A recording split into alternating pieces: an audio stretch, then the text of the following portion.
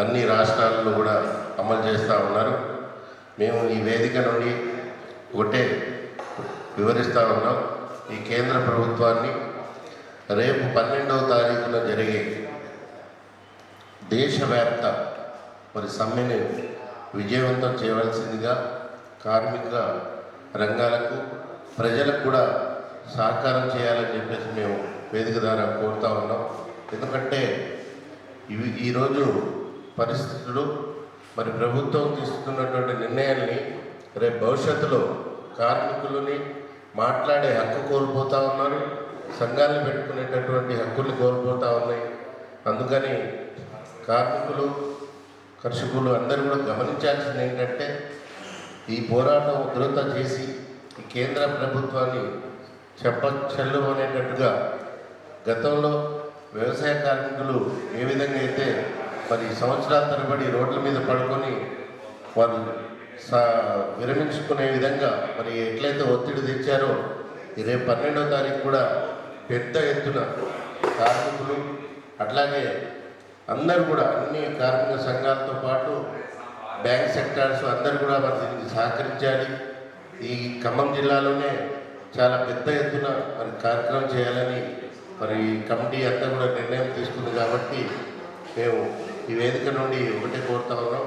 12 జరిగేటటువంటి కార్యక్రమానికి మొన్న ప్రెస్ మీట్లో కూడా పెద్దలు చెప్పారు, అంత కుటుంబంతో సహా రోడ్ల మీదకి రావాలి. ఈ జరిగేటటువంటి కార్యక్రమం ఎన్నడూ ఎరగని విధంగా చేయాలని చెప్పేసి నిర్ణయం చేశారు. కాబట్టి ఆ విధంగా మేము దశల వారీగా కార్యక్రమాలు చేసుకుంటూ వస్తూ ఉన్నాం. ఈ 4 కోళ్ల వల్ల కార్మికులు తిరిగి బానిసత్వంలోకి నెట్టే విధంగా ఇవాళ ఈ చట్టాలు ఉన్నాయి. అందుకని ఈ చట్టాలని ఈ 4 కోళ్లను రద్దు చేసి గతంలో సాధించుకున్న కార్మిక చట్టాలని పకడ్బందీగా అమలు చేయాలని చెప్పేసి సభలో ప్రధానంగా మేము డిమాండ్ పెట్టడం జరిగింది.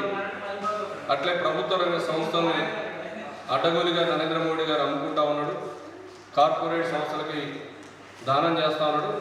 అందుకని ఈ దేశ సంపదని కాపాడుకోవడం కోసం, ప్రభుత్వ రంగ సంస్థలను కాపాడుకోవడం కోసం ఈ సమ్మె జరుగుతూ ఉంది. అదేవిధంగా ఇవాళ రైతులు 760 మంది ప్రాణత్యాగాలు చేసి ఆ చట్టాలని వెనక్కి తీసుకుంటారని చెప్పేసి క్షమాపణ చెప్పినటువంటి నరేంద్ర మోడీ దొడ్డిదారిన మళ్ళీ తిరిగి వాళ్ళ రైతులు నల్ల చట్టాలను అమలు చేసే దానికోసం పూనుకుంటా ఉన్నాడు. అందుకని రైతు నల్ల చట్టాలను కూడా రద్దు చేయాలని చెప్పేసి అట్లే ఉపాధి హామీ పథకాన్ని నిర్వీర్యం చేసే పద్ధతిలో ఇవాళ దాన్ని రామ్జీ అనే పేరుతోటి ఇవాళ ఆ చట్టాన్ని కూడా నీరు గార్చేటువంటి ప్రయత్నం చేస్తున్నాడు. అందుకనే జాతీయ ఉపాధి హామీ పథకాన్ని కూడా కాపాడాలని, అట్లే ఇవాళ కార్మికులు ఏదైతే గతంలో ప్రాణత్యాగాలు చేసి సాధించుకున్నటువంటి సమ్మె హక్కు కానీ, సంఘం పెట్టుకునే హక్కు కానీ, అట్లే 8 గంటల పని విధానం కానీ, ఇవన్నీ కూడా ఇవాళ నరేంద్ర మోడీ రద్దు చేసి కార్పొరేట్ సంస్థలకి కార్మికుల శ్రమతోటి వాళ్ళకి లాభాలు రక్షించేదానికోసం, తిరిగి వాళ్ళ బానిసత్వంలోకి నెట్టేదానికోసం నరేంద్ర మోడీ గారు తీవ్రంగా వీటిని అమలు చేసేదానికోసం కోరుకుంటా ఉన్నాం. అందుకని ఇవాళ కార్మిక వర్గాన్ని మేము పిలిపిస్తా ఉన్నాం. కార్మిక సంఘాల తరఫున ఫిబ్రవరి 12వ తారీఖు నాడు కార్మిక వర్గం మొత్తం తమ కుటుంబ సభ్యులతోటి సార్వత్రిక సమ్మెలో పాల్గొనాలి. దానికి ఈ జిల్లాలో ఉన్నటువంటి రాజకీయ పార్టీలు కూడా సంపూర్ణ సహకారం ఇవ్వాలని చెప్పేసి మేము అడుగుతాము. అట్లా రాజకీయ పార్టీలు, కార్మిక సంఘాలు, రైతు సంఘాలు, వ్యవసాయ కూలీ సంఘాలు అందరూ కలిసి ఐక్యంగా ఈ జిల్లా బంధు దాకా తీసుకెళ్లి ఈ కార్యక్రమాన్ని విజయవంతం చేయాలని చెప్పేసి మేము పిలుపునిస్తా ఉన్నాం. అట్లే ఈ సమ్మె విజయవంతానికి ఇప్పటికే కార్మిక సంఘాలకు మేము ప్రచార క్యాంపెయిన్ నిర్వహిస్తాము. సుమారు ఇప్పటికే ఒక్కొక్క సంఘం తరఫున 1 లక్షలకు తగ్గకుండా కరపత్రాలు ముద్రించి పంచాలని చెప్పేసి అనుకున్నాం. ప్రతి ఇంటికి కరపత్రం చేయాలని చెప్పేసి అనుకున్నాం.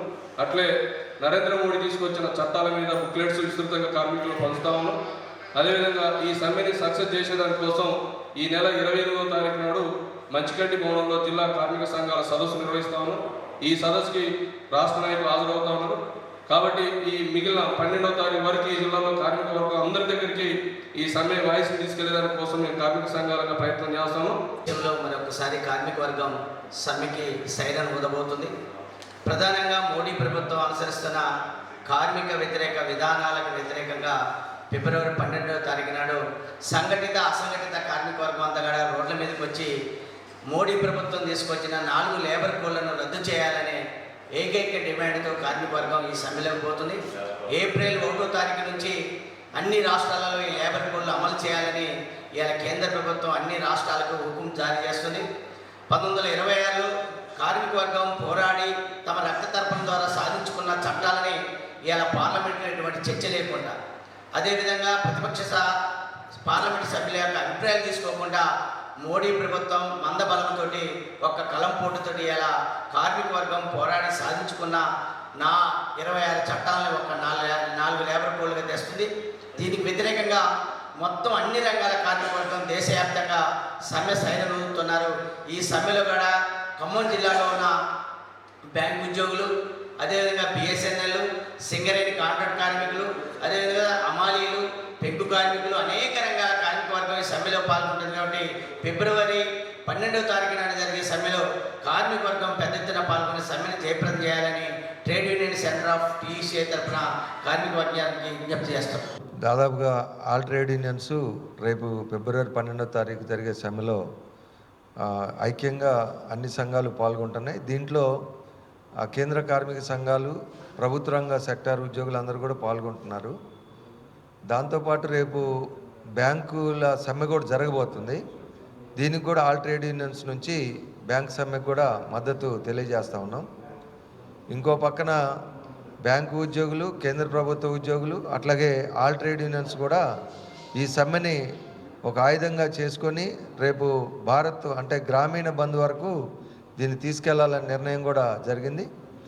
దాన్ని కుటుంబ సభ్యులు అంటే కార్మికులే కాకుండా కార్మికుల కుటుంబ సభ్యులను కూడా రంగంలో తీసుకురావాలని చెప్పేసి అనుకోవడం జరిగింది. ఎందుకు అనంటే స్వాతంత్రం వచ్చిన తర్వాత ఇంత దారుణంగా ఈ చట్టాలని రద్దు చేసి 4 కోళ్ళు తీసుకురావటం ఇంతవరకు ఎప్పుడూ జరగలేదు.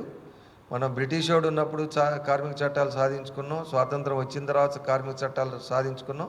వీటన్నిటిని రద్దు చేసి 4 చట్టాలుగా ఉంచడం అనేదే దుర్మార్గం. కాబట్టి ఏంటంటే దీనికి వ్యతిరేకంగా కార్మిక వర్గం అంతా ఐక్యంగా ముందుకు వస్తుంది. ఈ సమ్మెకి పత్రికా ముఖంగా మేము ఈ సందర్భంగా తెలియజేసేది ఏంటంటే ఖమ్మం జిల్లాలో ఉన్నటువంటి కార్మిక వర్గం మొత్తం కూడా వీధుల్లోకి వచ్చి పాల్గొనాలని చెప్పేసి విజ్ఞప్తి చేస్తున్నాం.